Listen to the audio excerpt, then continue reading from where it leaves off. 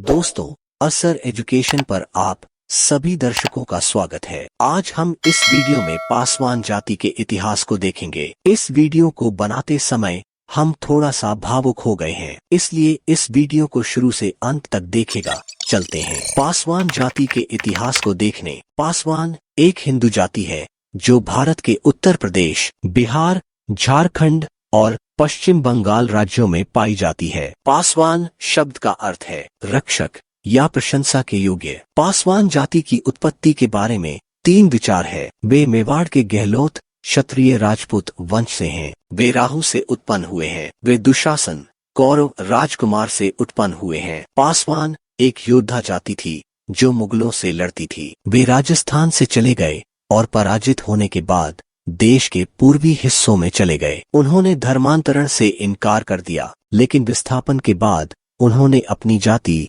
और सामाजिक स्थिति खो दी। पासवान जाति को लोग अछूत समुदाय मानने लगा। बिहार में वे मुख्य रूप से भूमिहीन खेतीहर मजदूर है। वे ऐतिहासिक रूप से गांव के चौकीदार और संदेशवाहक रहे हैं। पूर्वी भारत में एक दलित समुदाय है। वे मुख्य रूप से बिहार, उत्तर प्रदेश और झारखंड राज्यों में पाए जाते हैं। उर्दू शब्द पासवान का अर्थ है अंगरक्षक या रक्षा करने वाला। समुदाय का मानना है कि शब्द की उत्पत्ति बंगाल के नवाब के समय हुई थी। पासवान जाति का इतिहास में पासवान समाज के लोग विभिन्न कलाओं में माहिर थे, जैसे कि शिल्प कला, स्थापत्य कला और मंदिर बनाने की कला। वे राजपूतों और राजाओं के साथ उठते बैठते थे। पासवान जाति के लगभग 6% मतदाता बिहार में हैं। पासवान जाति के कुल देवता महाराज चौहरमल माने जाते हैं। कुछ दुसाध भी गौरिया बाबा की पूजा करते हैं। पासवान गोहिल गहलोत वंशीय राजपूत है। राजस्थान में पासवान को राव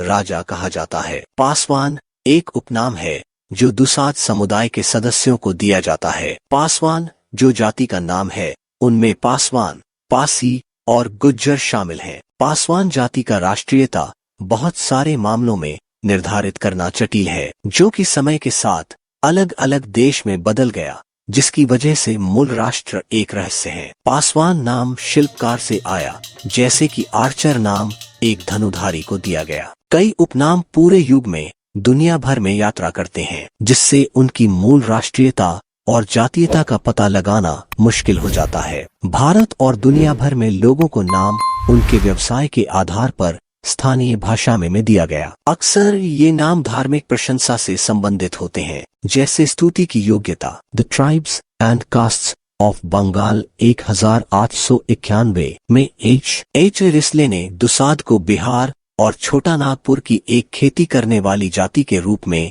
वर्णित किया है। अंग्रेजों ने सलाह पर काम किया और पलासी की 1757 की लड़ाई में नवाब को हराकर जीत हासिल की। माना जाता है कि पासवानों ने मुख्य रूप से जमींदारों के लिए लाठी चलाने वाले चौकीदार या कर संग्रहकर्ता के रूप में काम किया था। जमींदारों के साथ उनकी ऐतिहासिक निकटता से उन्हें कुछ भूमि प्राप्त करने में मदद मिली। पासवान कट्टर देशभक्त धर्म के लिए कुछ भी कर सकते हैं। इस जाति के सदस्य अब समाज में विकसित हो रहे हैं। यह जाति अनुसूचित जाति में सबसे विकसित जातियों में से एक है। इस जाति के सदस्य अब समाज में विकसित हो रहे हैं। वे सभी क्षेत्रों जैसे राजनीति, समाज सेवा, इंजीनियरिंग, चिकित्सा, प्रशासनिक सेवाओं आदि में हैं। क्षत्रिय वंश प्रदीप में दुसाध को क्षत्रियों की एक शाखा माना गया है। भाग 1 के पृष्ठ 409-11 सौभाग्यवती क्षत्रियों की रुचि में दुसाध का 480वां स्थान दिखाया गया है। पम ज्वाला प्रसाद द्वारा संपादित जाति भास्कर नमक ग्रंथ में